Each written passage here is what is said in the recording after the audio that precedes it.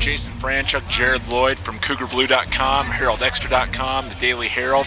BYU with a 61-42 win against rival Utah, and it's not much of a rivalry right now. BYU's won 6 in a row, 10 of 11 in this series. Jared, you've been around this series quite a while, and this was pretty anticlimactic Saturday afternoon, wasn't it? Well, it's pretty much what everyone expected. Utah's in rebuilding mode, major rebuilding mode. They've got a lot of work to do, and I actually thought that this might be the best they perform maybe for a couple of months, because they came out defensively, really played physical, put all of their heart into it. I was impressed with how they were able to disrupt BYU's offensive flow, particularly in the first half. That allowed them to kind of hang in the game for a while and kind of be there, but their offense just really struggled, and it's just going to be a little while before Utah kind of gets back to Utah-type basketball. They've had some great tradition over the years here.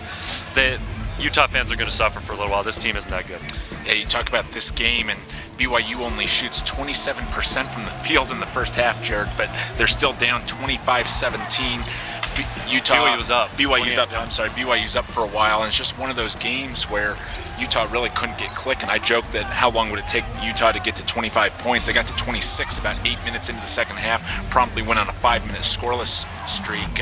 But Jared, Noah Hartsock, 19 points tonight, 14 in the second half. Did you expect him to be the kind of guy that would be the man this year for this team? Well, I don't know if I really did, but his experience and his ability to be versatile really pays off for him. He can step outside, shoot the basketball. He's improved his low post game a little bit. He works really well in tandem with either of the other two big men, with Brandon Davies coming in, with Nate Austin, who's really been a spark for the Cougars coming off the bench.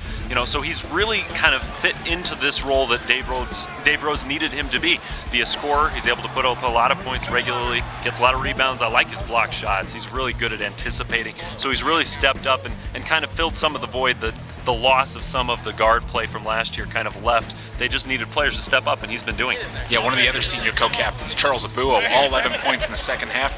Craig Cusick, Jared's topic for the column tomorrow. Give us a quick thought on Craig and his 10-point effort. He came in with 10 points, got to double digits, and it wasn't his shooting. I thought it was the rest of his game that really helped out BYU on the offensive end. He came in and really settled down the Cougars and was able to move the ball around. BYU was really stagnant early on.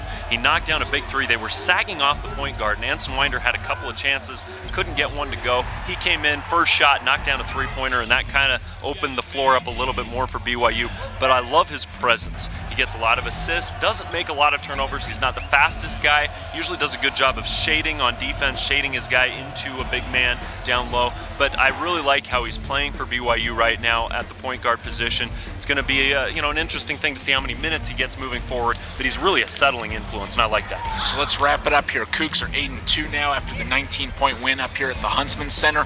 They'll get a week off, the traditional week off with the finals coming up. They'll take a few days off practice, and then Saturday, the two-pronged big deal here. First, Matt Carlino, one of the point guards expected to possibly take minutes from Winder and Craig Cusick. He'll come in.